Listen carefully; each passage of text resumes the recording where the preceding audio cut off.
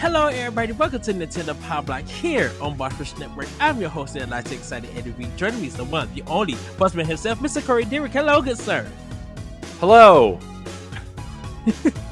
Corey, we are 1 week out from PAX West. Yeah. How about that, huh? How about that? Yeah. Flights are booked, Airbnbs paid for. We're still getting our schedules and everything together. But I'm super excited for PAX West.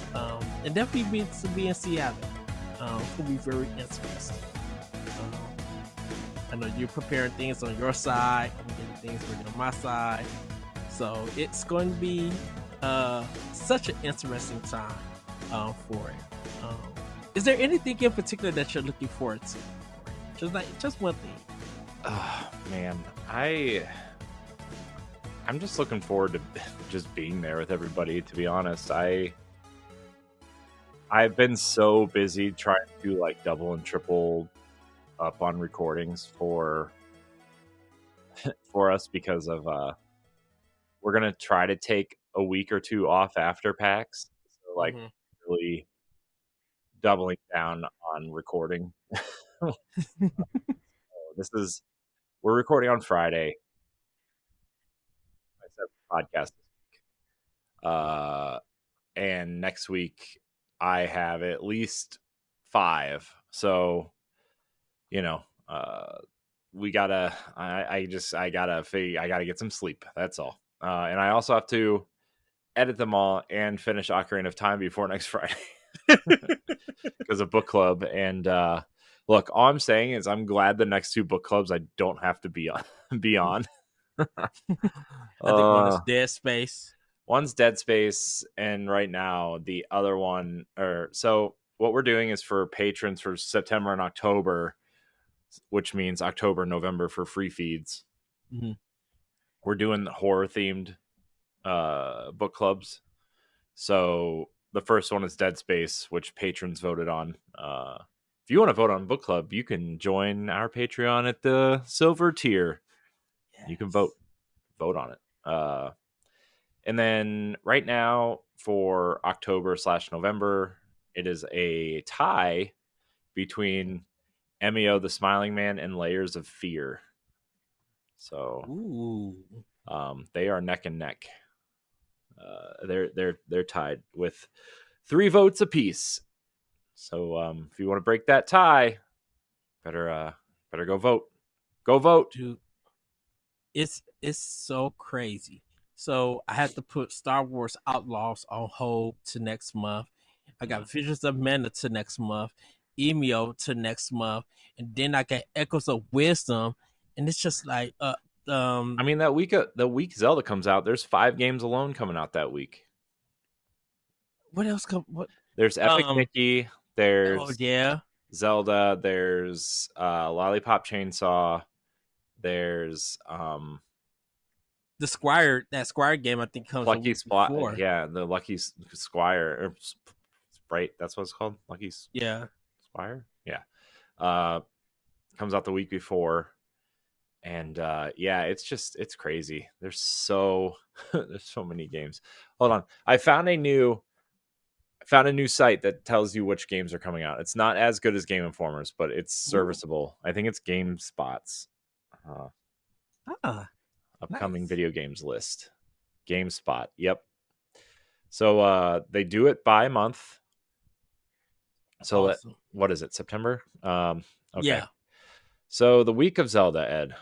I gotta find it. So Reynatus was the other game coming out. That weird Astral Chain Persona thing that's coming out that I'm looking forward to, but probably won't get because there's priorities. So it's Reynatus, Legend of Zelda, Disney Epic Mickey, and Lollipop Chainsaw. And the Karate Kid, in case you were cared. Oh, no. And then the week before is the Dead Rising remaster, the Plucky Squire. Don't forget Funko Fusion. Oh. Oh, they moved Lollipop Chainsaw up 2 weeks. Okay. So in Lollipop Chainsaw's September. coming out on the 12th now. Okay. And Yars Rising comes out on the 10th. So yeah. Awesome. Ooh. The embargo for Yars Rising is the day the game comes out. So I'm a little concerned, but also it's way forward, so it's probably fine. Yeah. What a weird franchise to just, I don't know, man. What a strange franchise to attach to a Metroidvania and give it to Way Forward. Way forward. But you I'm gotta not. realize It's not Way Forward's fault. It's just like Atari has all these IP that nobody has cared about for 40 years, and now they're trying to like bring them back in these strange ways. And like, look, I'm all for it. It's super colorful. It's beautiful. It looks fun. It's just like, man, nobody's cared about Yars since Yars Revenge. So and the thing with Way Forward is, shout out to them, is that they did help with Bloodstain, and they got the Shantae games, so they're knowledgeable in the Metroidvania games. Even the one that they the D-make they did of goodness, what is the D-make they did? Are you talking about the Mummy? Yeah, the Mummy Demastered or whatever. Demastered, yeah. Man, what a great game. Also, I kind of liked the movie. But I've been told that I don't like good movies, or I like bad movies. That's how that works. Oh, yeah. wow. So yeah. Anyways. I went to go see Alien Romulus. Me and David have been talking. We're definitely gonna be talking about it when I go meet him. But it really, you guys should do a spoiler cast on site. We might have to. I think we might. We may have to, because he already went to go see it. He went to go see it twice. I'm gonna hit him up. Do it. Oh my gosh, do it. Sorry. Do it. No, do it. That would help with content. So yeah, it's that movie was good. I believe you. There were some problems here and there, but I'm just gonna say this, everybody, and it's not so much a spoiler, but the lighting and the shadow, like the shadows and just definitely the lighting and the shadows look like they came from a Naughty Dog game. Like Naughty Dog helped do the lighting, and this is not shade to Naughty Dog or anything, but it was really, really good with a lot of the lighting and the shadows and the colors that they use. I'm like, oh, this is very The Last of Us Part 2-ish. I'm like, I'm here for this, because that game does have some great lighting and like color and use of color. Like I will give Naughty Dog that for that game. It's the lighting. But yeah, I feel like this is slowly becoming a movie podcast. Oh, because of Deadpool and everything. I mean, well, kind of the big ones are out: Deadpool, Borderlands, and Alien Romulus. And Borderlands is still playing. Inside Out 2 was playing, and Despicable Me. When I went to go see Alien, it was like packed with kids, like, and parents. I'm like, oh, okay, y'all gonna go see that? All righty then. So yeah. And I'll talk about what I have for a Snacktendo, because I actually tried something at the movie theater that was really good. I definitely would say. So I would leave that. Nice. Yeah, but yeah, I've been a busy boy, everybody, just working like crazy, and I do have some content that's out, everybody, and I'll tell you that in a few. But Corey, how about yes? Am I missing it? No, you're not missing it. It's nothing too big or something. So I'll tell. So, but how we get into this housekeeping? Yeah. Yeah. Right. if you want to support Nintendo Pow Block, let's start that all over again. Wow. If you want to support Nintendo Pow Block and our other podcasts, you can go to our Patreon at patreon.com/Boss Rush Network. Subscribing to tiers on our Patreon can grant you perks like the new exclusive post shows, voting rights for Spoilercast and Video Game Book Club, exclusive question threads for Spotlight Podcasts, early access to After Dark, and more. As always, though, your viewership and listenership is enough for us. Subscribe to the Boss Rush Network on YouTube and like this video. If you listen on Apple Podcasts or Spotify, or even if you don't, leave us a rating and a nice review on those platforms. You can find all of our banters, features, list of codes, reviews, and more on our website, bossrush.net. Okay, so my content, everybody. I asked some questions like 2-3 podcasts this past week, and those are available. So there's a podcast called Fine Time Podcast. I have a question up there, and the question was about: do you think Nintendo is saving the fall and holiday this year, and have they been doing it for the last 7 years? I asked another podcast with Devin Cox on it, PSVG. I asked them, do you think Microsoft and Sony would fear Nintendo's next console if the exclusives, the console sales, and the game sales like were really high, like they and like they kept they're still king, and they're just being very successful, and like how does that affect them? About Nintendo's success. So you guys can listen to them on that podcast. And then my last one, I put to the PlayStation generation. That's from the Console Creatures. So do go check them out. And I kind of asked them really a PlayStation question.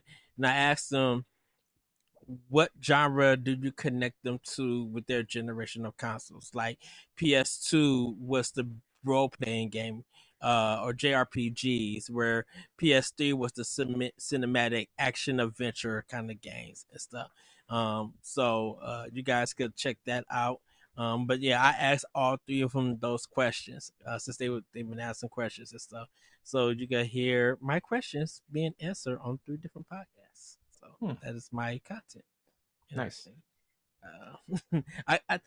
I kind of feel like when I ask questions, they're like long and definitely Nintendo related in some sense. Shocker, they're Nintendo related. So, but I think, but I think the thing I still feel like Nintendo's not being recognized for their success at times. And I'm just like, the way that they treated Xbox and PlayStation during their times of big success and still continued success in their own way, Nintendo is still not getting that shine, even though they're kind of leading in the gaming sphere. They're kind of like the richest company in Japan at this time on with cash.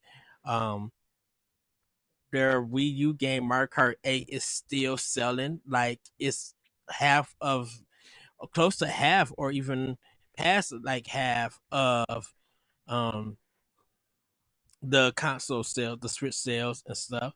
Like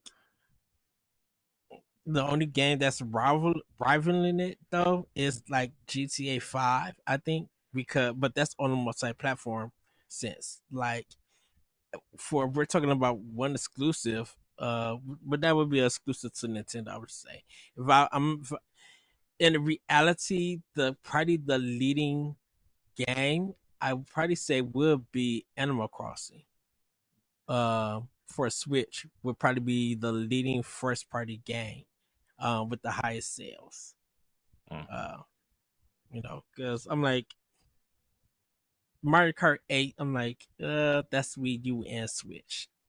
Even though Switch it by itself, it's like half the Switch's library. Right. So, not that I'm complaining, but facts are facts. So, yes, man. So If everybody would just bought a Wii U.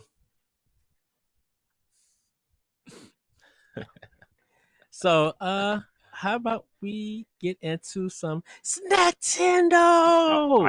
What if I had content to promote, Ed? Oh, go ahead, promote, Corey. No, it's fine. You don't want me to. It's fine. No, go promote. No big interviews or anything. Go and promote. It's fine. Promote. So we did a 2.5 hour podcast with Jeff Gardner the other night, the former producer of Fallout and Elder Scrolls, and he was the project lead on Fallout 76 through Wastelanders, and now he has his own studio called Something Wicked Games, and he's working on an RPG called Weird Song, and we talked to him for 2.5 hours the other night. I was planning on like an hour, and I asked him 3 separate times, are you good on time? When do we need to wrap up? Like all these, he just kept talking. I was like, oh, well, I'm not going to stop the man from talking. Okay. I'm not going to stop him. So, it was awesome. He's such a great dude. Where are they at? PAX East? No. Where have I heard that name before? Because we did a spotlight with him last year. Okay. Yeah. That's why I thought he was at PAX East. LaRon and I did a spotlight with him last year. No, they're not at PAX. They're not going to PAX. They also announced their game on opening night live 2 years ago, I think. Okay. So, but yeah, he was very open and honest about everything. It was kind of refreshing. It was not the PR BS that you hear all the time of like, can't really answer that question. And it was like, he was very open and honest about everything. There was some stuff in there that like, he's had a lot of great things to say, but there was also a lot of things in there about the industry and even his own experiences that like people would not talk about. It was awesome. It was so awesome. We talked about crunch. We talked about the state of the industry. We talked about layoffs. We talked about, budgets and all that kind of stuff. It was awesome. So it was me, LaRon, and Josh Finney joined us. And next week on Tuesday, which will have already happened by the time you heard this, we're recording 2 Boss Rush podcasts on Tuesday. We're recording the first one with Jacob McCourt, who is running video game trivia at PAX, the panel that Stephanie is on. Yes. And then right after that, we are recording another one with voice actor Nick Apostolides of Resident Evil fame. You guys got him back. Awesome. Yeah, Stephanie did. So shout out to Stephanie for doing that. I wonder what he's been up to. He's kind of been like quiet for a while and everything. Yeah. Well, I guess we'll find out. We'll try to squeeze a Resident Evil 9 thing out of him. Good luck on that one. I know. But yeah, there's a lot of other cool stuff coming up. We're going to be doing stuff at PAX. I'm hoping to line up some interviews at PAX. If not with developers, at least our friends, right? Like I know Roger's going, and yeah, there's a lot. Grayson's going to be there. Is Grayson going? Grayson is going. Yeah. Oh, yes. Okay. So, because I'm gonna stalk Phil Spencer on Friday after the panel and corner him. I would love to meet him and just have a talk. And more. Yeah, right. That's not going to happen. I know, but more of it, just the talk of gratitude. Of like, just being open and honest. Yeah, and he's sorry, I didn't mean to interrupt you. He's in like an unwinnable situation, and like he's doing what he thinks is best but like also like the Microsoft overhead is like, if he was running a publisher that wasn't owned by Microsoft, I feel like Xbox would have been where they want to be by now, in a way. But yeah, anyways, I mean, definitely, I was just thinking. I'm just like, thank you for me personally. Thank you for the relationship that you and Nintendo have because, I mean, Microsoft and Nintendo has, and regardless of what people say or think, I'm like, I think it's so cool, and I'm just like, thank you for opening up gaming and stuff. So it'd be more of a gratitude and just like straight thank yous and stuff. Mm-hmm. And then I'd be like, some of your shirts though, I do need to buy. I'm like, I do need to find because I'm like you do be wearing some amazing shirts, and I know you only have them for you, but I'm just like, I appreciate the Custom t-shirts that you wear. custom printed for Phil before Mm-hmm. every announcement, and then he burns them. Fun fact: That's he that's burns them out back. That's why when I see a Numa stuff, Zelda stuff, I'd be like, "Sir, why are you serving us? Why do I need the shirt?" Well, Everything. Miyamoto shirts are limited edition on the Nintendo store every time he wears That one. is true. Those Pikmin shirts. Paper shirts is hot. I had to order one. What was the other one that he had on that they had on? I don't remember. Dude, my brain is fried. Okay, I'm trying to like, woo. Uh, what there's some more things coming up. I don't want to announce anything before it happens, so Okay. I don't want to jinx it. But I Yeah. think some cool things are going to happen, and I'm very excited, especially if they do happen. So I'll leave it at Yay. that. Yay. Yeah. Partially why I haven't gotten to my PAX emails yet, but it's fine. And which I am getting to and everybody because I'm super excited. I think what I'm going to enjoy about this PAX West is that it's a lot of new developers that wasn't at East. So there's new people I'm going to be meeting and interviewing. So I'm super excited. And of course everybody I want to bring the Nintendo questions also for it. You So are, of course, yes, I am. yeah. We're gonna record a Pow Block on site too, um, so Yes. I'm excited for If that. we meet any more voice actors or celebrities, of course, check out bossrush.net. You guys will uh get to see our write ups and see us talk about Yeah, who yeah. was We're who will come in the coffee shop this time. well, I mean, Ben Starr might be there again. He just announced he was playing something in someone, right? Or someone in something, right? Playing something in someone. Jeez, gross. Uh, or not gross, depending on who you are or what you're into. It's fine. What No if he judgment was here. there?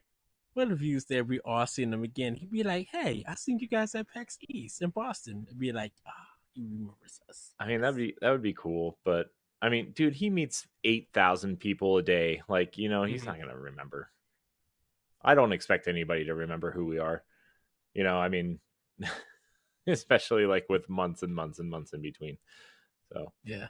uh, it would be cool though. Like, I don't know. I want to sit down and like interview people for just like 10 minutes, you know. Mm-hmm.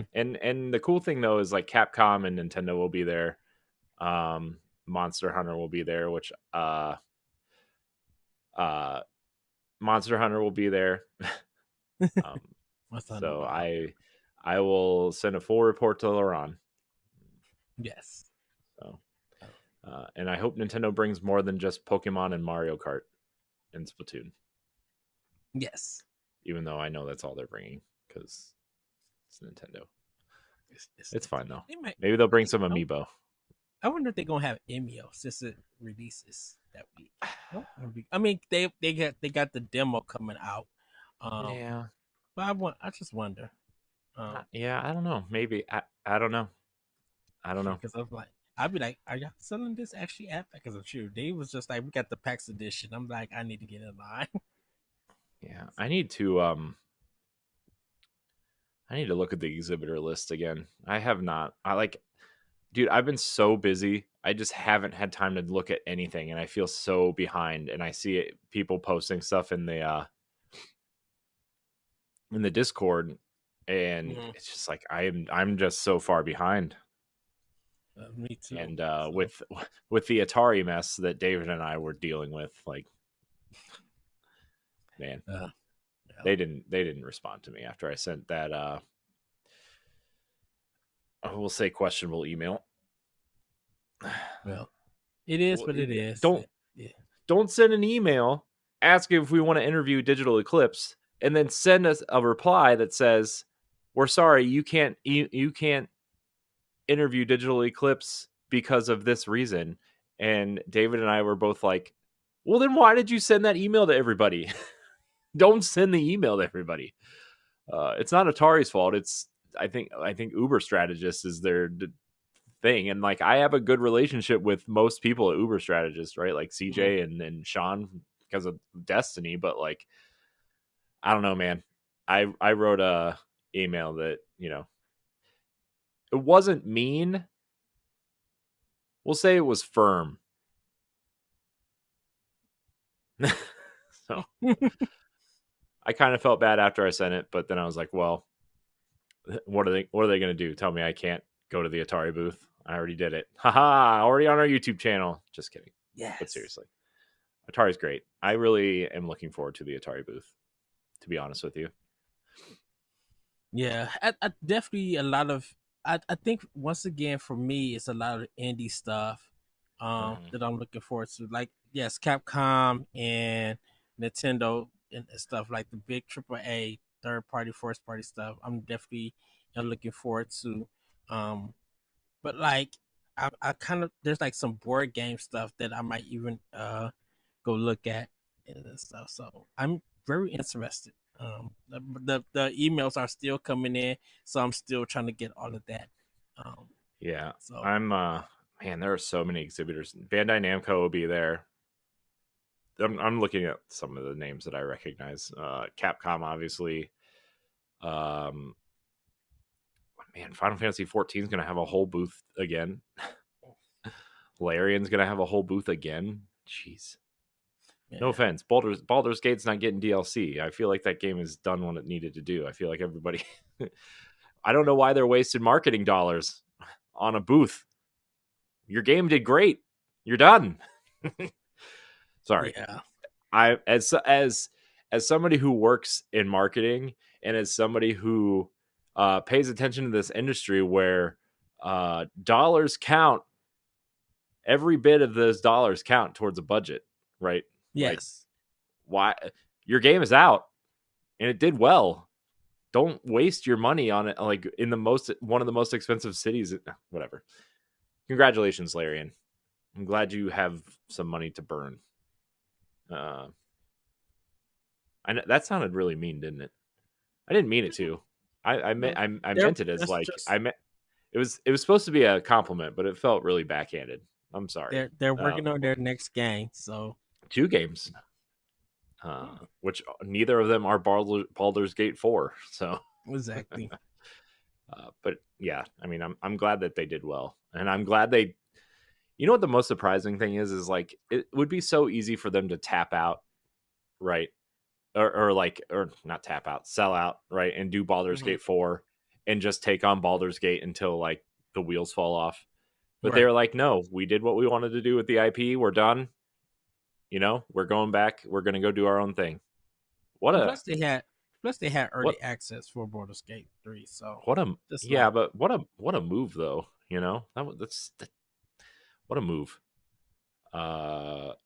Marvelous will be there. Nintendo will be there. Man, Path of Exile still going. Surprise.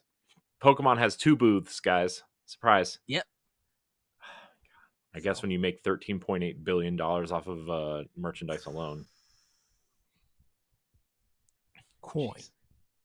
Good coin. I know. Gosh. Anchar will be there, which we did the last time. Astral Clock Tower, I got to stop by there. Astral Clock Tower? Yeah. Stefan and I interviewed them, and they were so great too, and I just want to say hello. I should probably introduce myself to some of these people that everybody's interviewed except for me. I feel bad that I feel like I'm at this point where like everybody is doing the work that I should probably be doing, and I feel bad. So like I feel like I at least need to introduce myself. And maybe that's an egotistical thing. I don't know. Maybe I should just shut up now. Oh, wow. We should probably talk about Nintendo. Well, everybody- Donuts. Ooh. I'm just looking at this fan gamers that store. Finji will be there. What's Finji have? That's the Tunic studio, right? Or no, that's the publisher. I guess. I wonder what they have. I'm looking at these. We can continue. I'm just looking at the things now. All right. Studios. Where everybody, it's time for Snacktendo. And Corey, I'm going to start the Snacktendo. Great. So I have kind of 2 new snacks, everybody.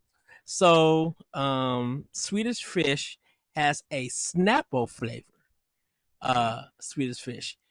I thought you were stopping good. at I thought you were stopping at Swedish Fish, and I was gonna be like, Ed, I have some bad news for you.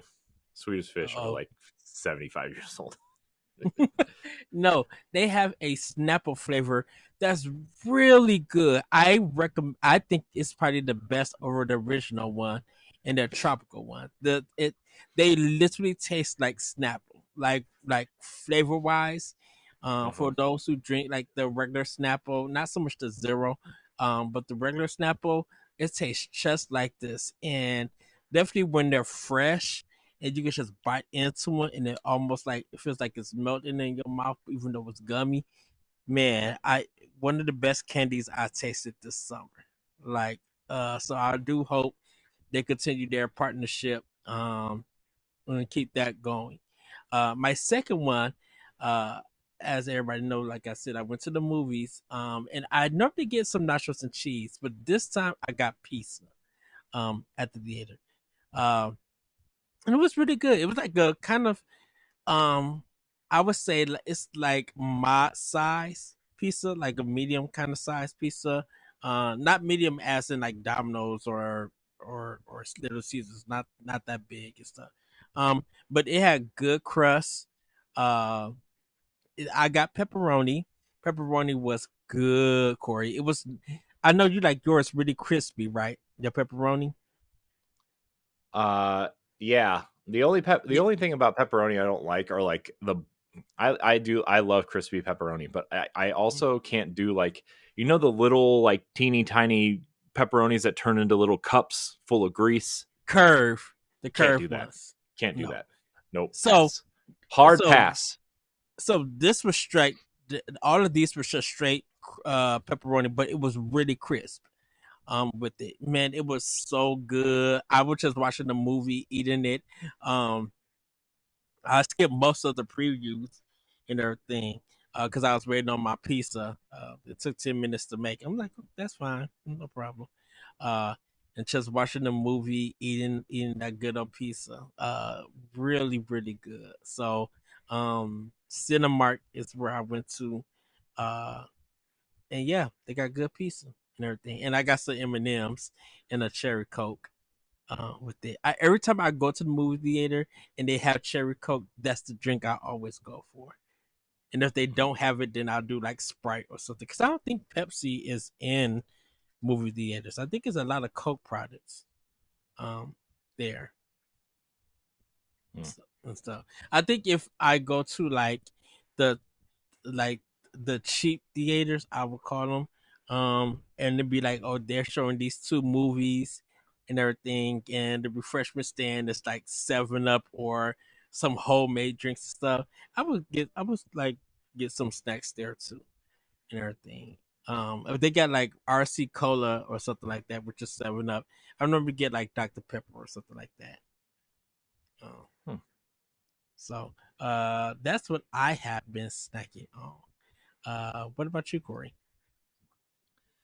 Well, last weekend we celebrated my brother-in-law's birthday, and they ordered like a bunch of like barbecue type food, like southern barbecue food. Like they had ribs and brisket and pulled pork and all that kind of stuff. And it's like, and mac and cheese and cornbread and all the stuff, right? All the stuff that people like from, the South. And so I had some mac and cheese with some pulled pork on it.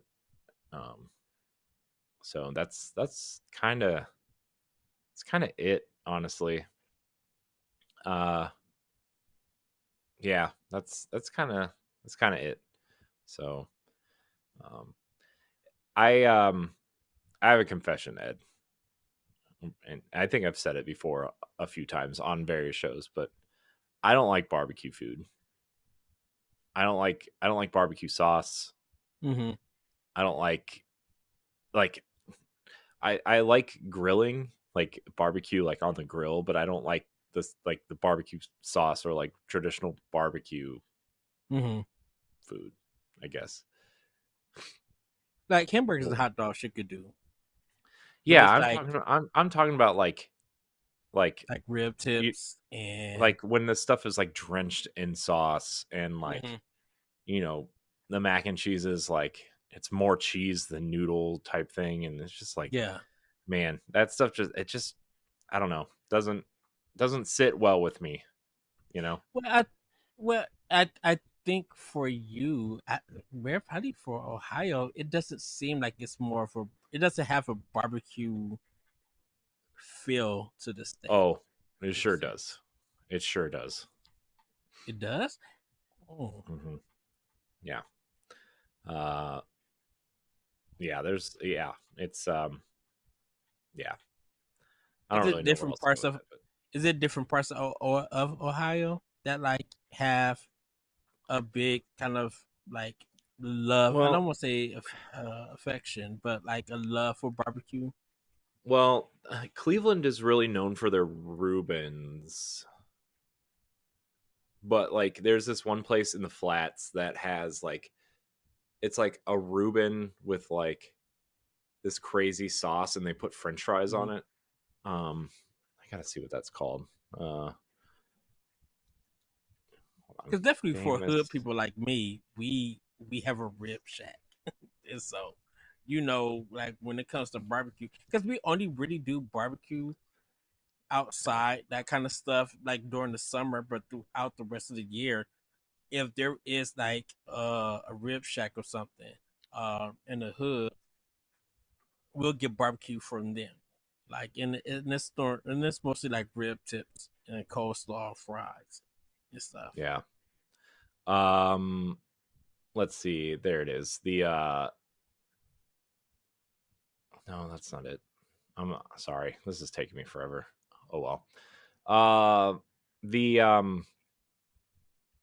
there's a corned beef sandwich at a place called Sly Man's, and it's just full of corned beef and Swiss cheese, and Mm-hmm. you can either get, coleslaw or sauerkraut on it. Ugh, don't like sauerkraut at And all. they serve it with a whole pickle and French fries. You can get French fries on it if you want. Um, Okay. Also, the pastrami sandwich. It's called the larder. it's just it's just thick pieces of pastrami just laid on a sandwich. Oh wow. This I stuff doesn't. know This stuff. See, this is the stuff that doesn't do anything for me either. You know. Uh. Yeah. Anyways. like I know barbecue chicken is something that we do. Um Yeah. but that's definitely more of a summer grilling kind of thing. Like there's not a lot of places who do barbecue chicken and stuff. And if it is, like you said, it's like Hmm. all drenched in barbecue sauce and stuff. It's not like cooked on the grill and then but cooked with like, have some kind of dip of barbecue on it and stuff. Hmm. It's not like that. Um Yeah. Oh, this is the one I was looking for. The Polish boy, um, from a place called Banter. Uh, and this restaurant is in Cleveland and Shaker Heights, which is like close to Cleveland. Okay. It's the barbecue, pulled pork, chicken, all this like pulled chicken and all this stuff with you can either get coleslaw or kraut, and it's got the fries on it and sliced onions, like sliced red onions. Oh, that's the sandwich I'm looking for. And they're served on Hawaiian sweet rolls. Yes. That's what I was looking for. In Wisconsin, they sell the Hawaiian rolls, but they also sell like the Hawaiian burger rolls, hot dog buns, and like regular bread, and that taste and stuff. I'm like, ooh, so good. Yeah. Everything. But I'm definitely with the Hawaiian like bread. Once again, I still love making little sandwiches with that and everything. So, and they're good on they're good for Sloppy Joes, like mini Sloppy Joes. People want to do that throughout the holiday. So. I feel myself gaining weight just talking about this stuff, and I don't even like this food. Yeah. Well, everybody, it's time for Playing with Power. Corey, what have you been playing with Power? Honestly, not much different from last week. I've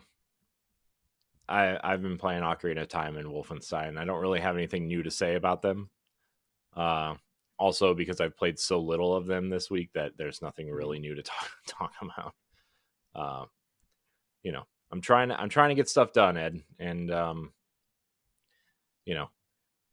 that's games have fallen by the wayside, unfortunately. But this weekend, I'm hoping to get back to it, and I'm going to try to get some of this stuff edited tomorrow during the day, and play games tomorrow night, and wipe my hands of it. Whoop, whoop. Yes. Well, for me, everybody, I'm playing Rune Factory 4 on Switch. I had this game for almost 2 years, I should say. And I played a little bit of it, but haven't really like fully committed. So I just got back to it. So I'm doing a lot of farming. I just beat one boss. And the boss ended up turning to be a little girl, who's now staying in my town. I'm still doing favors. I'm growing turnips. I haven't been able to craft any weapons or anything, but I am progressing the story, so I am enjoying it. And secondly, I've been playing Evoland Legendary Edition, and what this is it's a role playing game that is, I would say, paying homage to JRPGs, and a particular one that kind of was on the biggest one that was on PS1, I said, with a little bit of Nintendo flair of a role playing game that, let's just say, a movie is in a production right now. So, what's cool about this is that you kind of start out in like a 8-bit sense, and every time you get a chest, or sometimes you open up a chest, it evolves the game. So you could get that 8-bit to 16-bit.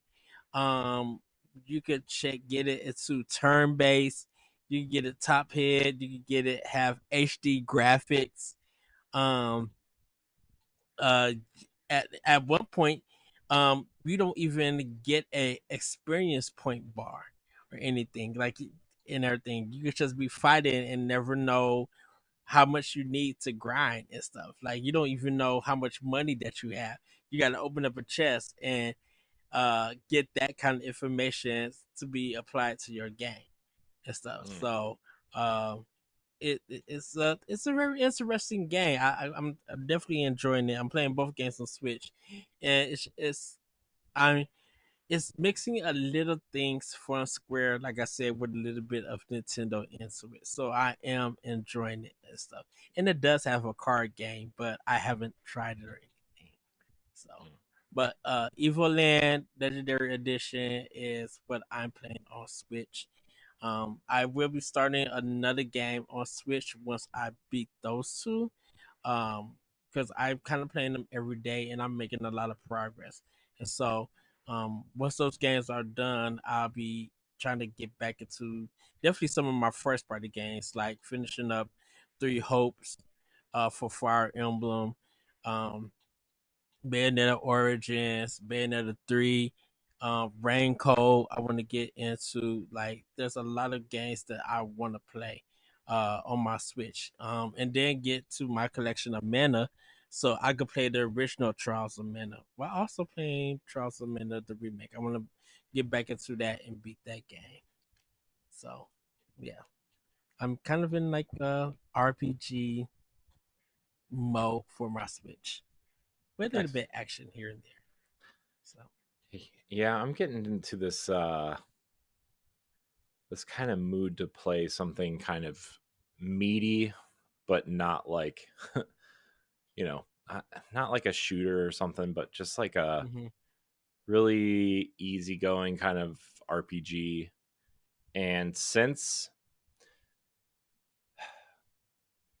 I'm not doing the next two book clubs, I'm gonna take a week or so to kind of wrap up some games that I haven't finished yet, like Link's Awakening and Mario 3D World, and I guess technically I finished Mario 3D World, but I'm doing the 100% run, right? The Mm-hmm. stars. So I'm gonna try to complete that.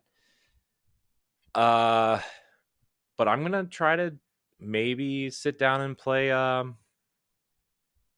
So Xenoblade is the first thought, but also my somehow my daughter saw the Kingdom Hearts 3 trailer from like 2018 or 20 whatever. Yeah. And it opens with Frozen and Tangled, which are two of her favorite movies. And then it has the Toy Story stuff in the trailer, which my son loves. And so I told her it was a video game and she wants to watch me play Kingdom Hearts. So I'm like debating on whether or not If so, I should I do. have it. I have 3 installed on my Series X. Oh, I'm So, starting from the beginning if I'm playing oh, for through. the okay. I'm gonna play them in release order, Edward. Ugh. Yes, Mm, I maybe. I still haven't played the Game Boy DS, and like the handheld ones. I still haven't played. Well, good Like news, I Ed. said, They're on the collection. yes. Um, I already did one. I already did two. So, like I said, I need to start 3 on my Series X. Like I said, just being in that RPG mode and stuff. Yeah, Cool. I still have Xenoblade circled on my list though. I kind of want to start that now. Since I've been talking about playing it for almost a year now and I haven't started. So, you know. It, I just have, man. I don't know why I've been watching Mega Man videos, and it's just like, do I want to get into Mega Man? Like I could actually say from like 4 to 10, I've never beaten it. But, well, 8 I have. I beat it 8. Mega Man 8 I have. But 4 to 7, 9 to 10, and 11 I haven't beaten. I'm just like, I'm like, do I want to do a Mega Man run and go through the first game and just play them all the way straight? Wow.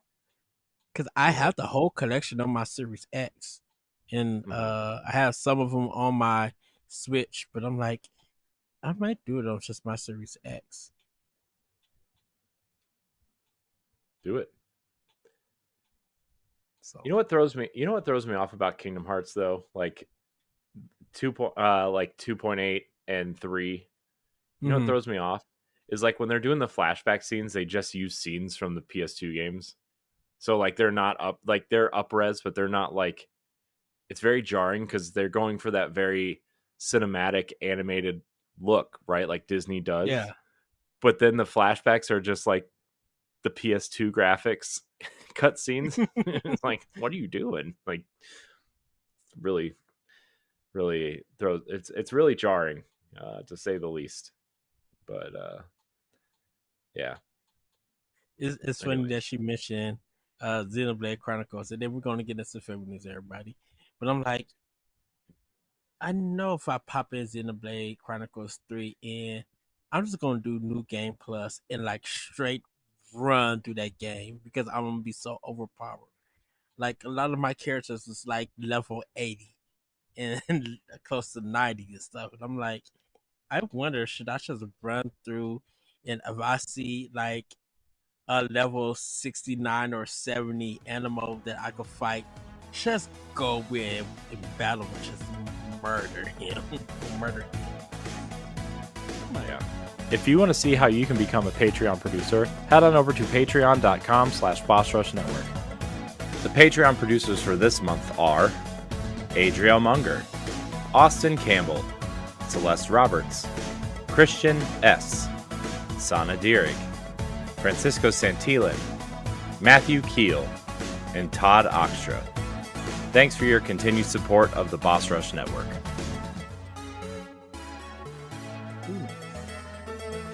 Well, everybody, it's time for Family News. Corey, take it away. Oh, right. I gotta open that doc, right? It's over here by our window. Okay. Sorry, I was still looking at this PAX list. All right, our first news story, Ed. Oh, first of all, we should point out not really a news story, but like we pointed out, the first EMEO demo will be EMEO, right? EMEO or EMEO? Yeah. EMEO. Okay, I don't know. That demo will be out by the time this episode comes out. It comes out on the 19th, so you'll be able to start that, and that's pretty exciting. So check it out. But our first story here, Ed, is about Lego Horizon Adventures, the PlayStation game that is coming to Switch. But this story from Gamatsu states that Lego Horizon Adventures for Switch will be distributed by Solutions to Go, which is interesting. I'm just going to read this little excerpt here in the story if this ad will get out of my way. Lego Horizon Adventures is published by Sony Interactive Entertainment and developed by Studio Gobo and Guerrilla Games. The PlayStation 5 and PC versions of the game will be distributed by Sony Interactive Entertainment. The Switch version of Lego Horizon Adventures will be distributed by Solutions to Go, a video game publisher and global distributor based out of the Greater Toronto area, the company has announced. We are incredibly excited to partner with Sony Interactive Entertainment to bring Lego Horizon Adventures to global audience on the Nintendo Switch family of systems, says Solutions to Go Vice President and Global Publishing Rob Kleva in the press. This partnership underscores our commitment to delivering high-quality entertainment experiences to retail consumers around the world. Lego Horizons does not have a release date, but it does say it's coming out this holiday season on PlayStation 5, Nintendo Switch, PC, Steam, and the Epic Games Store. That's interesting. I wonder if this Solutions to Go specializes in mobile stuff. That would be my guess, since this runs on since the Switch runs on a mobile chip, right? Like a mobile phone chip. Yeah. I wonder if they specialize in that, because they did say PlayStation publishing in the Nintendo Direct. So, whatever. This game looks cool. I'm glad the Switch. Still boggles my mind that the Switch is even getting this, but I wonder. We've had that discussion, but cool, neat. I wonder. So Sony is not a partner of Nintendo when it comes to publishing, right? Or is that's different for MLB? Well, the show. MLB publishes MLB The Show on Xbox and Switch. PlayStation Studios publishes it on PlayStation and PC. Is there a PC version? Okay. I think No, it's not a PC. there's not. I don't. Mm. Yeah, so PlayStation only publishes it on Their own PlayStation. platform. Yeah, MLB publishes it on Xbox and Switch, which is why it's on Game Pass every year.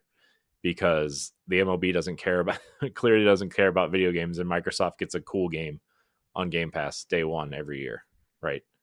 So Okay. So I'm assuming Sony is still not like a partner of Nintendo. So um no. and the reason I say that because I was thinking of the Super Nintendo days when they went their separate ways.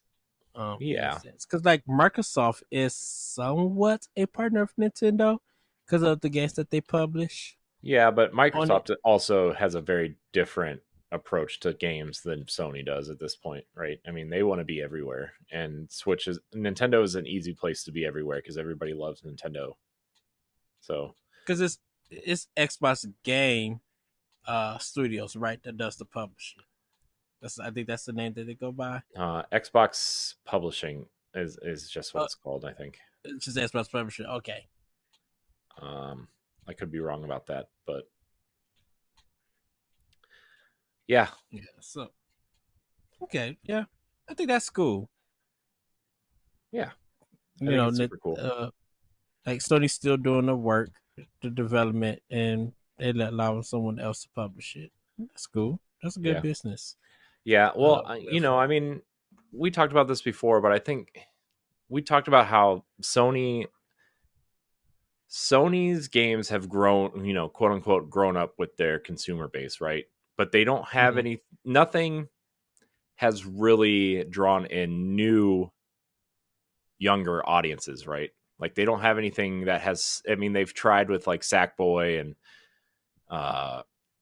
some of these other, Ratchet and Clank has kind of stuck around, but that's kind of like a teenage audience with I feel like that's like a young teenager audience that they're aiming for there, like a 10 to 13-year-old audience. And they never continued Sly or Jack. So yeah. I think Lego appeals to everybody, and putting it on a console that has primarily young children playing it. I wouldn't say primary. I say that's like a system that has a wide range. Right, but I'm saying like a lot of kids play Switch, and that's kind of like most kids' first console is a Nintendo console. And so putting it where kids play is probably smart to get them used to an IP, right? And I actually would not be shocked if Astrobot came to the next console at all. The next Nintendo console. Because that's a game that they're trying to get in a lot of people's hands. And I mean, also it depends if Nintendo wants it or not, right? Because like Horizon and Lego, yeah, that's you can get away with that because there's nothing like PlayStation branded about Aloy, right? She's not wearing like a PlayStation t-shirt or anything. But Astrobot, that whole game is based around Sony and PlayStation history, right? So maybe not, but I'm just wondering how, like, Sony is very clearly trying to expand their audience, and I mean that was very apparent with their PC releases, and now they're trying to garner the younger audiences, I think. And this and Astrobot are kind of like the first steps in doing that. So Astrobot looks cool, by the way.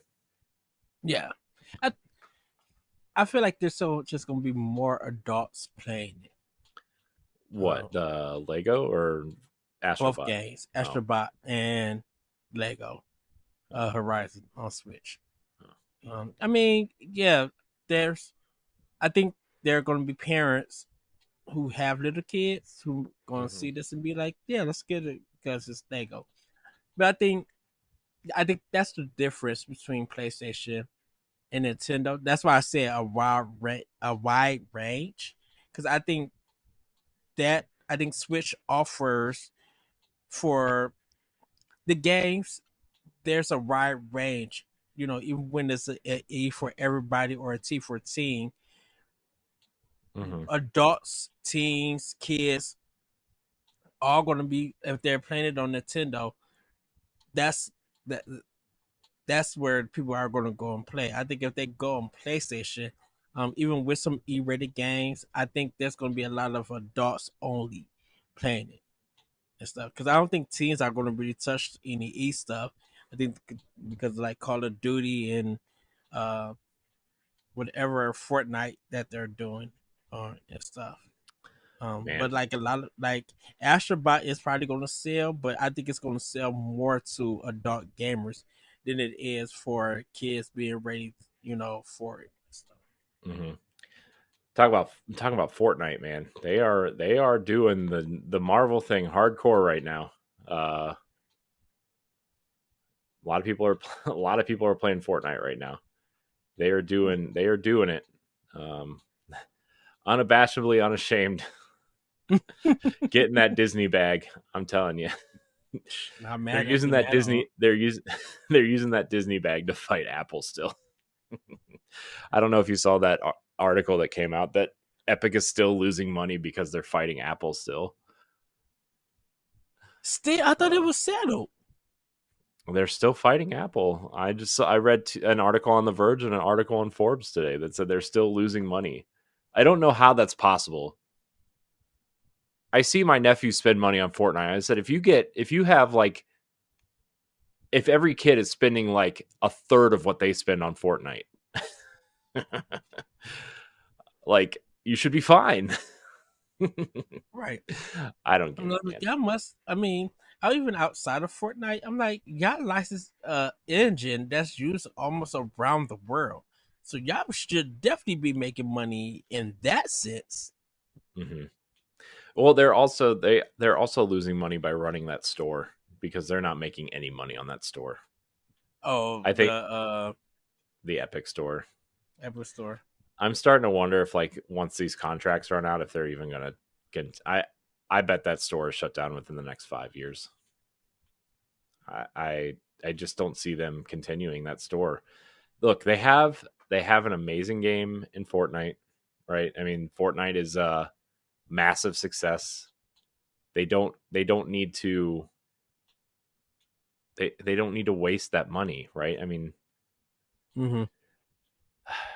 I don't know. I think that 6 month 1 year exclusive deal, you don't see that anymore with Epic Games. Mm-mm. No, I mean they did that because they were making that Fortnite money, and then they were trying to like get people to go to their store, right? It's like the PC version of the Xbox situation of games skipping the Epic store. Is like, why would we bother putting it there? So, Well, because of the yeah, but they tried Xbox, anything that they could. Oh, I was just saying they were trying to do anything they could to steal sales away from Steam, and yeah, well, that worked for a bit, but I'm like, shoot, look at Borderlands 3. Was it Borderlands? Oh, yeah, there's a lot of games. yeah. Oh, Borderlands on PC, yeah, it didn't hit Steam for like a Yeah, year, and then it sold on PC. What do you know? yeah, because Yeah. people, yeah, Oh Borderlands man, 3 good didn't times. hit you. Yeah, Borderlands 3 didn't hit well anyway when it came out. I mean, it sold a ton. So sometimes I think because you don't like a game or the studio, Mm-hmm. you think the game just doesn't sell well, and I think you just it's not true. So I think it was because of Black Friday, the year that when Borderlands came out and that Black Friday happened.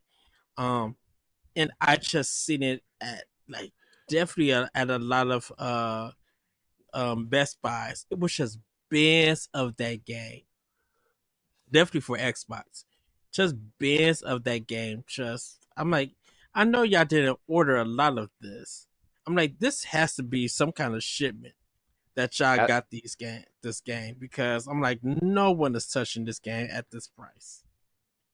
as of February of 2023, Borderlands 3 sold 18 million copies, and that was a year and a half ago. So Mm. I imagine it's probably around. It's definitely north of 20 especially because they were selling that Pandora collection or whatever. Remember that thing they had that was like $30, that was $150, but they're like, you have 3 months to upgrade to this, and you get everything Borderlands in this one package. So, and so I don't know. I got that package because in my mind I want to really like Borderlands, but when I play Borderlands, I don't know if I like Borderlands. So yeah, I think this just me seeing the Black Friday stuff with all of those, a lot of that just being in the bin, like at a lot of Best Buy. So that's why I was just like, did this game do any kind of numbers? Because after it came out, it was just nobody was talking about it. I'm just like y'all had a whole presentation about this, or what's his name had a whole presentation about this, and it's just yeah. Well, I mean, Borderlands clearly peaked with Borderlands 2, right? I mean, the pre-sequel wasn't great. Borderlands is clearly Gearbox's moneymaker, especially after they try to compare Duke Nukem Forever to Half-Life, which is like, sure, Randy, sure. Next you're gonna compare Borderlands the movie to a Kurosawa film or something. Like he actually has been quiet, Randy Pitchford. No, he's blocking everybody that has given it a bad review. No, I'm just talking about in general. Like, I haven't heard anything from him. Like, after, well, that's because 2K probably told him to shut up so they can sell copies of Borderlands because they own the studio now. Right. Because, like, literally, like, after he left, he just straight been quiet. Because I actually, when I went to go see Borderlands, I thought he was going to be in the movie. I'm kind of shocked he didn't put himself in the movie. Kind of shocked. He seems like the kind of person that would want to be like front and center, Well, I think it's just like it was kind of a difficult process shooting that movie because while they were in the process of shooting it, COVID happened, so they had to halt production on it. So I wonder if there was some stuff that changed during that time. Who knows? Who can say? Who can say? Oh, Ed, Moonstones are on sale for Disney Dreamlight Valley. Breaking news. Sorry. Our next story, Ed, is a sad one. Rachael Lillis, the voice actress for Misty and Jessie in the Pokemon TV series, not the newest one, but the long running original, has sadly passed away at the age of 46 due to a lost battle with cancer. This tweet comes from Veronica Taylor. We all know Rachael Lillis from the many wonderful roles she played. She filled our Saturday mornings and before and after school hours with her beautiful voice, her terrific comic timing, and her remarkable acting skills. And then there's a statement here that says, "It is with a very heavy heart that I share the news of the passing of Rachael Lillis on Saturday evening, August 10th, 2024. Rachael was an extraordinary talent, a bright light that shone through her voice, whether speaking or singing. She will be forever remembered for the many animated roles she played, with her iconic performances as Misty and Jessie being the most beloved. Rachael was so thankful for all the generous love and support she was given as she battled with cancer. It truly made a positive difference. Her family also wishes to thank you as they take this time to grieve privately. A memorial is being planned for a future date." So, it's always sad when you hear stories like this, especially like so young, man, 46. Yeah. I mean, yeah. And there was a lot of tribute people were paying to her on her passing. So just like, stories about her voice acting when kids was growing up watching the Pokemon TV show and everything. So wish you rest in peace. And yeah, it's sad. I I don't like talking about death. It's hard. So, Yeah. but yeah, I hope her family, heals from this, and hope she rests in peace, as you say. Yes. Let's move on to this next story, Ed. It's a little bit brighter news. Tango Gameworks, the studio that Microsoft closed mere months ago, has been saved. They have been purchased by the PUBG parent company Krafton, along with the Hi-Fi Rush IP. The statement from Krafton reads, today, this is on August 12th, this statement was made. Today, we welcome the talented people at Tango Gameworks to our team, marking an exciting moment in the company's global expansion and its first significant investment in the Japanese video game market. The strategic move will include the rights to Tango Gameworks' acclaimed IP Hi-Fi Rush. And then there's like a little history about the studio and the games that they made and that kind of stuff. And then at the bottom of this article, as part of the strategic agreement, Krafton intends to collaborate with Xbox and ZeniMax to ensure a smooth transition and maintain continuity at Tango Gameworks, allowing the talented team to continue developing the Hi-Fi Rush IP and explore future projects. Krafton intends to support the Tango Gameworks team to continue its commitment to innovation and delivering fresh and exciting experiences for fans. There will be no impact on the existing game catalog of The Evil Within, The Evil Within 2, Ghostwire Tokyo, and the original Hi-Fi Rush game. The integration reinforces Krafton's dedication to expanding its global footprint and enhancing its portfolio with innovative and high-quality content. So those games still belong to Tango Gameworks. No, those games belong to Xbox. So Krafton owns the Hi-Fi Rush IP. Microsoft still owns all of the other IP. Microsoft also still has the publishing rights to the first game. So they will have to work with Krafton to publish it anywhere else they feel like they need to publish it. But it's already everywhere except for Switch. So that would be the only place this game doesn't exist. Right. Which I assume is coming shortly because it's been rated for Switch. So any time now. Maybe Tokyo Game Show would be a cool place to reveal that. That'd be a nice place to reveal it, or maybe it'll be revealed at opening night live, and we just missed it because we're recording before. So, but I'm really psyched for this. Hi-Fi Rush is an amazing video game. So were they still open after? Well, they Microsoft had announced this. They had they have a transitional kind of period where the studio,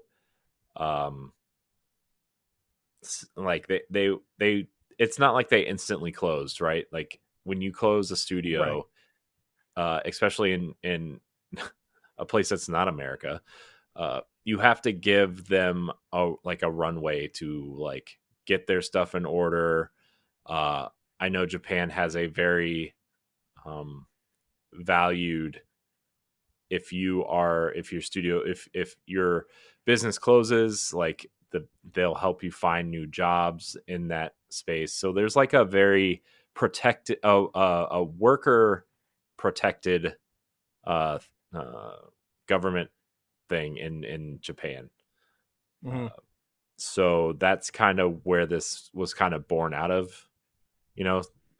Obviously Arcane Austin didn't get the same treatment because this is America and they closed their doors the day it was announced. It was announced. So yeah, or like within the week or whatever. So I'm very happy about this. I know people think Krafton is kind of shady in some places, questionable. But, look, Tango gets to live another day. They are an amazing studio. They've made some incredible video games. Ghostwire, Tokyo, and Hi-Fi Rush specifically. I know people kind of like The Evil Within and The Evil Within 2. I don't play horror games, so I don't know. So yeah, that's great news. And the fact that they might get to expand Hi-Fi Rush into a sequel is even better. And I think Tango Gameworks is happy now because they're back to making multi-console games, multi-platform, I should say. Yeah, and I think that'll do them. I mean, well, they they put Hi-Fi Rush on sale on PlayStation, and it was already on PC. So technically, I guess they kind of were anyway. Um, but yeah, no, I know what you're saying. This feels more, ironically, more secure than if they were still under Microsoft in a way. So because I know everybody was just like, with this transition, with this business deal, Hi-Fi Rush 2 is probably now in production. I mean, The and John assumption, Johannes, that's a talent you don't want to lose, right?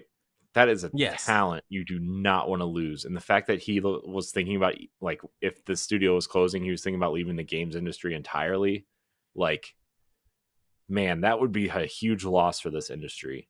And I know, like, it's all about the studio and the people that work really hard to make these games, but he's like he's he's a visionary, and he's he's such a he worked with Shinji Mikami. I'm like, yeah, who's going to lose? he's his protege, right? I mean, Right. I was like, you're going to lose that? Oh, shoot. Please. yeah, that was a dumb decision by Microsoft. I'm sorry.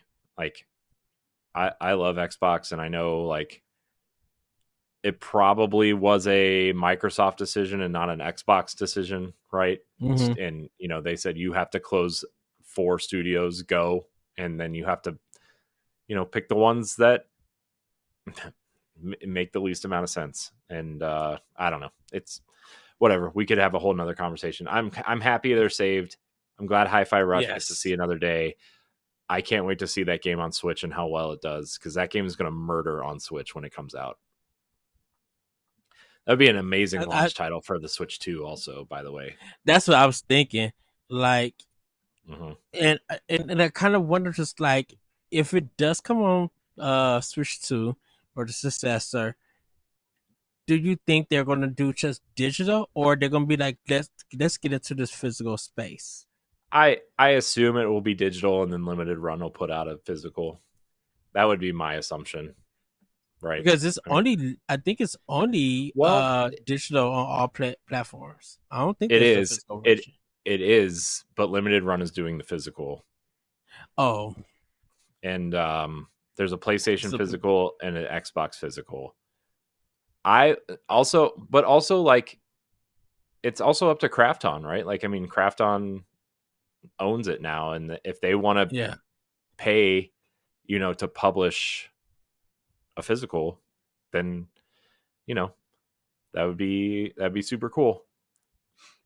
Is this still in production at Limited Run, or do you actually get it? Probably.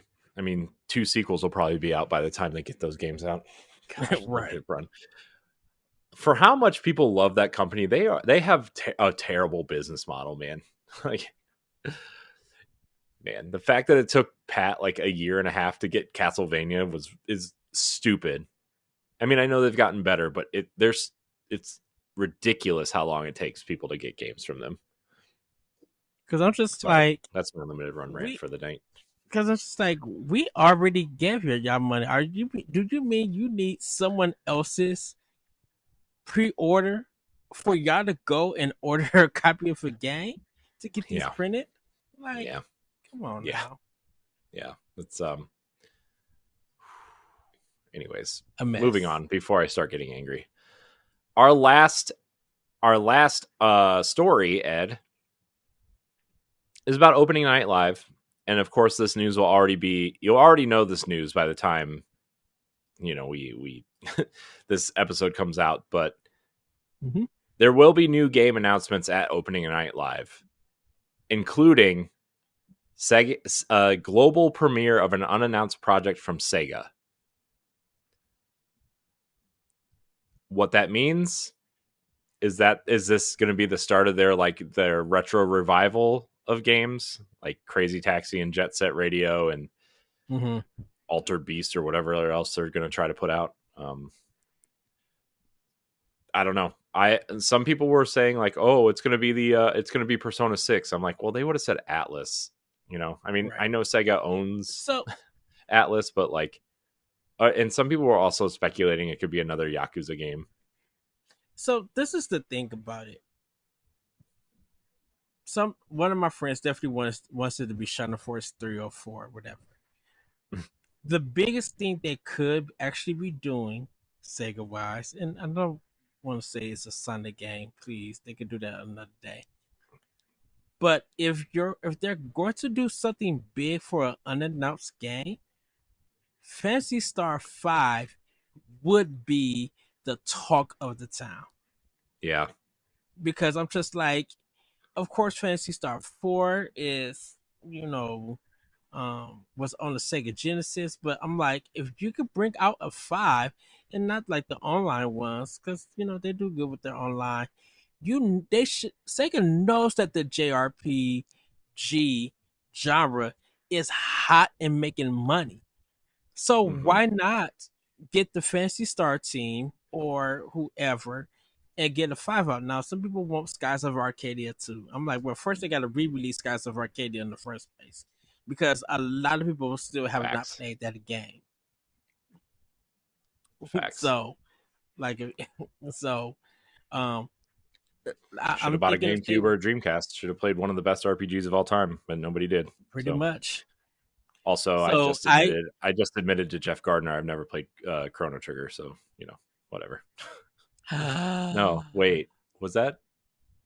No, that was the other episode we recorded last week. I don't remember, man. Look, we recorded 2.5 Boss Rush podcasts this week. They're all merging together, man. But yeah, shout out by the way to we had what's his name? Adam Gumbert from Respawn Aim Fire on, and Nick Fakorian from the Friday Night Gamecast. It was fun. I've never interacted with them through voice before, so it was really fun. That was really fun. I think this stuff have been picking. I think this stuff been posting on Twitter. I've been seeing some of their stuff. Yeah, I haven't had time to listen to it, which I probably should do. Yeah, I'm after PAX, once everything settles down, and I know we're gonna get into this topic of the show real quick after this, but I want to do more like random conversations with people that aren't within Boss Rush.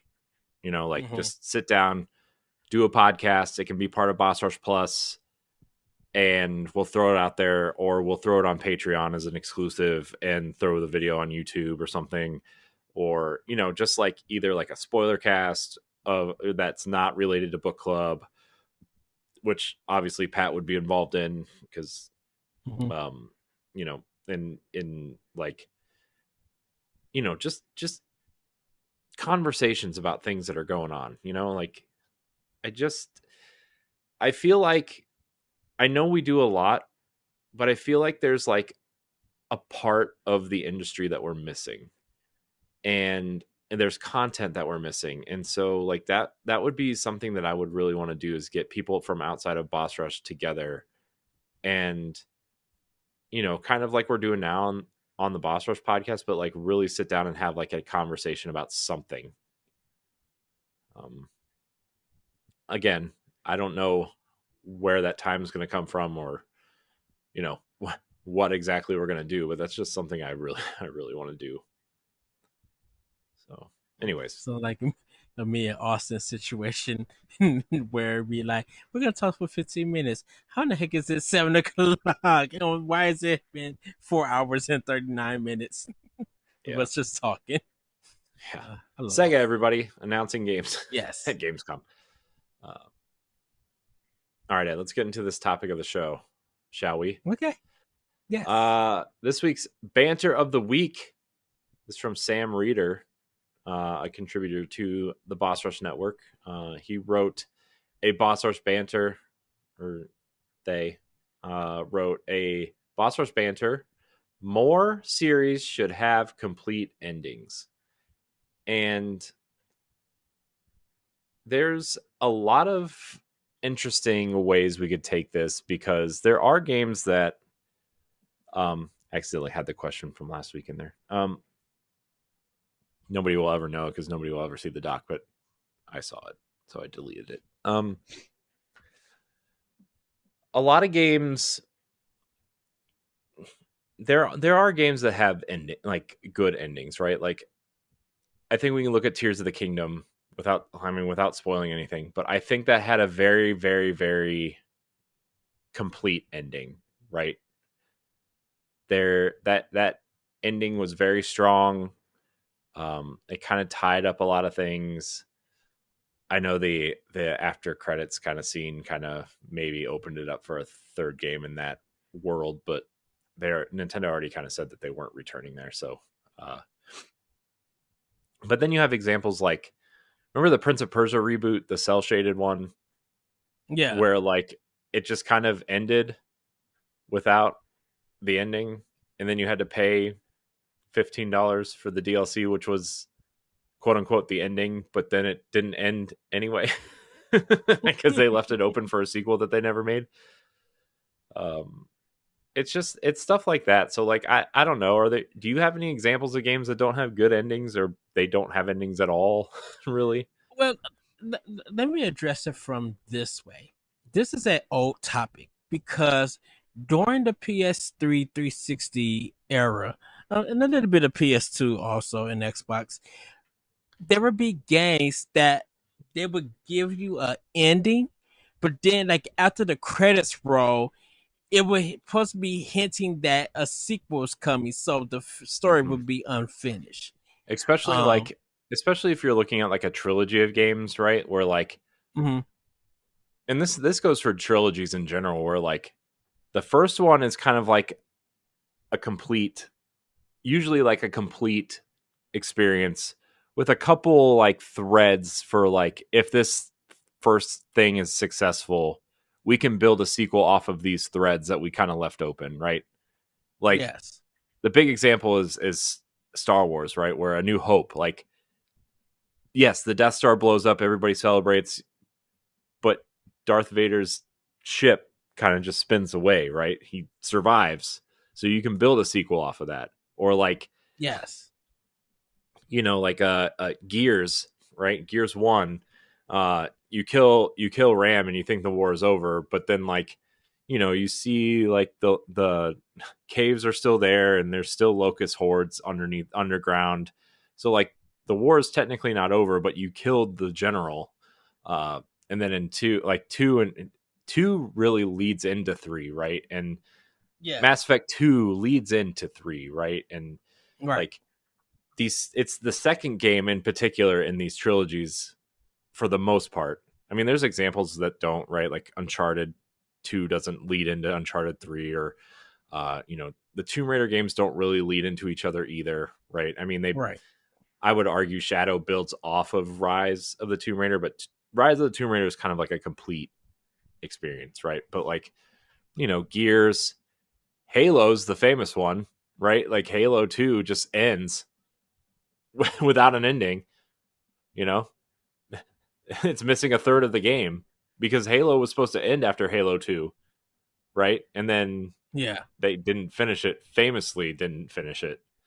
And still it's considered one of the greatest games of all time, right? One of the most influential multiplayer games of all time, one of the greatest first-person shooters of all time. It wasn't even finished, and they rebuilt that game in 8 months, right? So like, man, speaking of Bungie, problems all the way back then. That's another story again. But yeah, I don't know. I feel like it really has to do with that second game usually. Well, I think the thing about it is that, like, from my perspective, it's always the first game, the debut game of a series, and something that when there's a cliffhanger or unanswered questions, the expectation during that time was that it would get a sequel, and so because of good sales, and Mhm. Well, also like but where sales that expectations were lower back then, budgets were mhm, lower. It took less time to develop games. I mean, remember like from the time it took, the coalition to make Gears 4 to Gears 5, we had we had 4 games on 360, right? Like right, we had 1, 2, 3 in Judgment, and then we had 4 and then 5, and now like E-Day now I guess yeah, is like it's gonna be almost 8 years before since the last Gears game, or like Uncharted or Mass Effect. I think that's why we have such nostalgia for these characters too. Is like we spent a lot of time with these characters in a shorter amount of time, right? And it's like it's hard to get excited for a sequel that's, I don't know, 5 years away at least, mhm. you know. And I don't know, and like I think Insomniac did a great job with Miles Morales of kind of having that interstitial game with Miles Morales, and it seems like they're going to have more, right, with Silk and Venom, and then that'll probably lead into X-Men and Wolverine and stuff like that. But like we need more of those types of experiences, um, instead of just waiting for a sequel. And like if your game bombs, like you're not going to get a sequel, or like you Well, have the game as a service that's that you're like. That's the other thing too. Sorry, I didn't mean to interrupt you. Like the game as a service model, though, right? Like you can never tie anything up because you need your game to continue. And right. and the thing is like Destiny actually wrapped everything up with the final shape, and now they're kind of like. And don't get me wrong, I actually like the story they're telling right now in episode Echoes, and I think it's interesting. But like some of this kind of feels like, well, it's our only moneymaker, so we have to continue to make content for this. So how do we do that? Oh, well, we'll just tell these little stories that I don't know, you know. It's I don't know, man. Well, that I that's miss the I miss the endings. that's the problem with cliffhangers in games like Vanquish. Mm. You do get an ending of what happens to a certain character. I'm not going to spoil it because you guys can go play it, but it's still cliffhanger because the the main villain antagonist that you were supposed to go against is still alive, and you don't really get to Platinum Games and Sega didn't finish that story because they left it off as a cliffhanger. So it's just like you would never get that resolved. Um and then it's if you look at Team Eco on PlayStation, like a lot of their games, um they all are in one world and they are different parts of stuff, but Team Eco closed down. There are no more, so you don't get a finality of what those games are, like of everything wrapped up. Like you just won't never get anything. So it's always that, to me, if we're gonna do a ending to a game, don't put in expectations that the game is going to sell, which will lead into another game, because the one game that EA released that didn't do well, that bomb, the Magic one, um Oh, Immortals of Avium. Immortals of Evian. Like, it was a good game. It's a great game, but look on how it sold and how EA kind of distanced itself, and they had to lose a lot of people. It has a cliffhanger ending with it. So, but we may never get that sequel to finish up that story and everything. Mm-hmm. I mean, we got a ending, but it's the cliffhangers definitely after the credits that messes up the flow. Because I know they'd be like, we want to tell more. Well, the tell more is going to have two options. You sold well enough so you could tell more, or you're hoping that you could put some DLC out, which would sell to help you be able to tell more. Um, and when it comes to Nintendo, they wrap up their whole story in their games. You know, everything is right there. You get the ending. That's it, and then you move on. There's no cliffhangers or anything because their next game is going to probably be something different within that series. You know, so I I, I think it's I, I keep going. Titanfall 2 has a good ending, but there's a cliffhanger. Now look what happened. Now look what Respawn. You know, they're doing Apex. Uh they're doing Star Wars stuff. So it's just like, will we ever get a Titanfall 3 that will happily continue the story of Titanfall 2 or have some involvement with Titanfall 2? Because if it doesn't, then we're literally left with an ending that doesn't wrap up the series that you're talking about or and everything. I'd rather have a story or an ending that wraps up everything, and then you tell a new story if that sequel comes out and stuff. Um, and then there's some endings that I feel cheated out of. Um, the one that Ninja Theory did for Devil May Enslaved. Cry. Oh. Nah, Enslaved. Oh, Devil May Cry is another one. Even though it Mhm. even though it wrapped up and there's DLC, Capcom should. I know because of the sales and the outbursts and outrage with a lot of people, and people still giving it, you know, their opinions about it.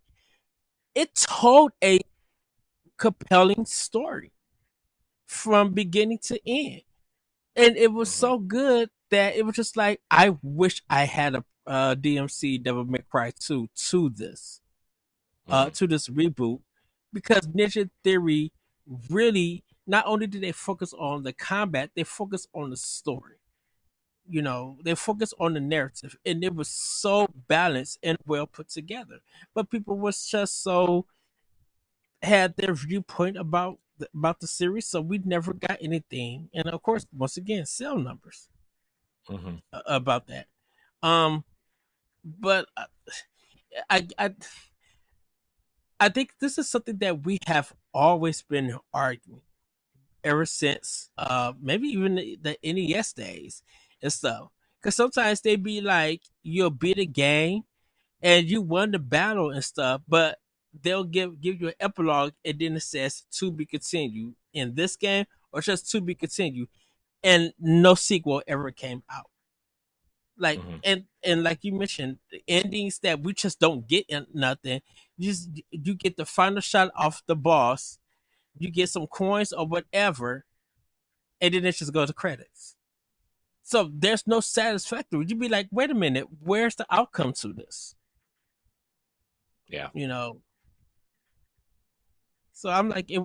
I think, like I said, this is nothing new or anything, but we're in an age where it's just best just to give us an ending to the game. And I Yeah. don't understand. You can spend all this money on cinematics throughout the game, but Mhm. then you cannot spend that same money when the game wraps up. Yeah. Yeah.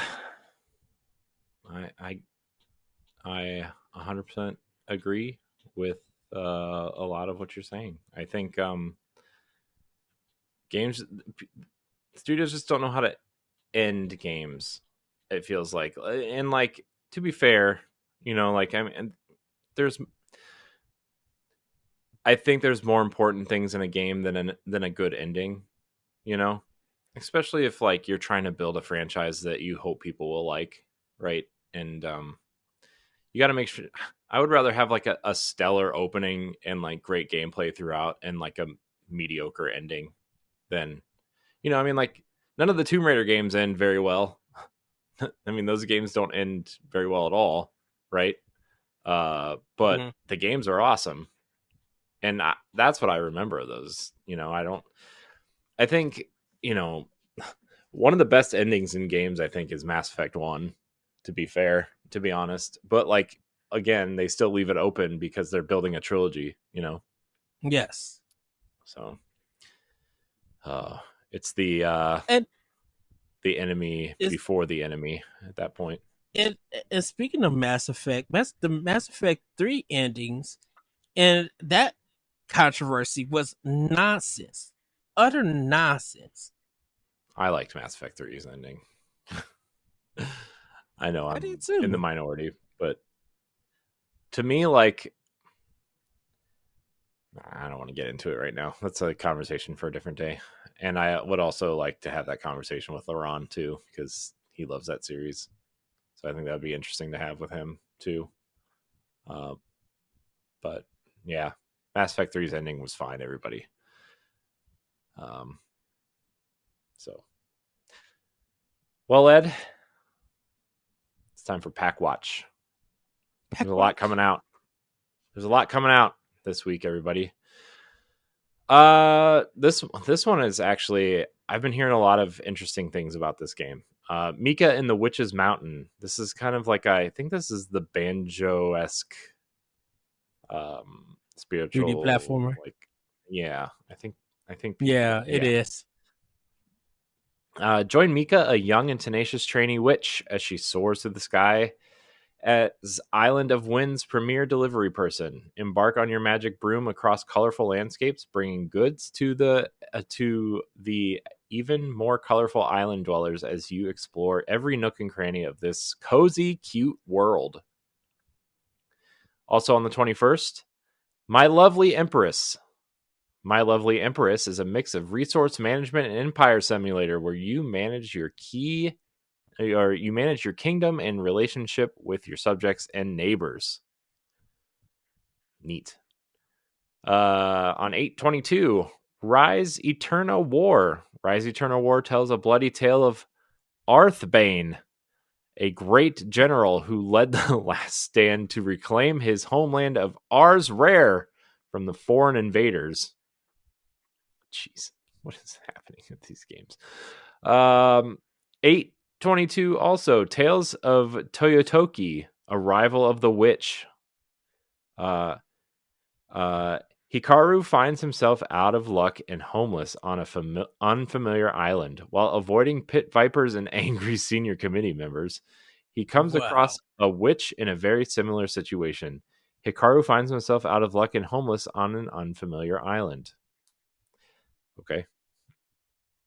I still don't know what that game is, but neat. And on 8/27, Crypt Custodian. Sweep up the afterlife as Pluto the cat in this charming action-adventure Metroidvania about life, relationships, and moving on. Step into the shoes of Pluto, a mischievous cat who has just died and landed in Afterlife's palace. Okay, that sounds neat. Yeah. Any of these catching your eye, Ed?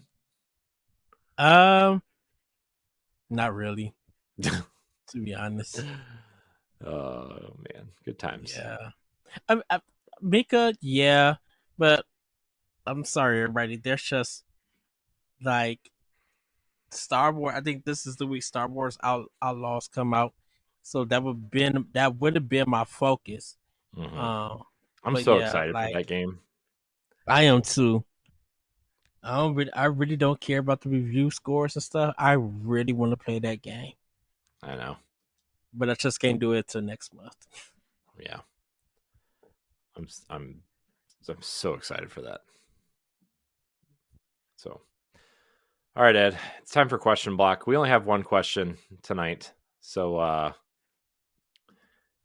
all the one true James wants to know is, please, can you tell the world how much you love Elite Beat Agents? So everybody, Elite Beat Agents. This was published by Nintendo, developed by Ines. It was released November 8th, 2006 for the DS. It is the international counterpart to Osu Tatake Oendan.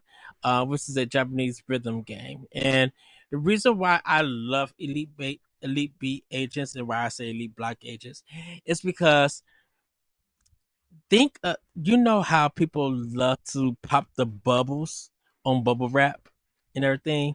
Mm-hmm.